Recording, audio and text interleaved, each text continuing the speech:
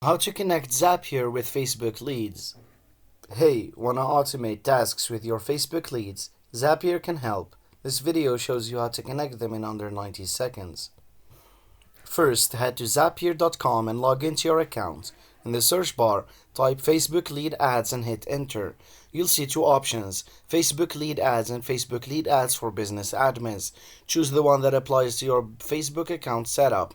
Then click the big blue connect button. Zapier will redirect you to a Facebook to log in and authorize the connection. Grant Zapier the necessary permissions to access your Facebook lead data. Back on Zapier, you'll set up your Zap, which is basically an automated workflow. Choose new lead as the trigger event in Facebook lead ads. Now, tell Zapier that what you want to do with your leads after they come in. Search for the app you want to connect to, like Gmail or Google Sheets. Choose the specific action you want to perform, like adding leads to a spreadsheet or sending an email notification. Finally, Zapier will ask you to map the data fields from your Facebook leads to the corresponding fields in your chosen app.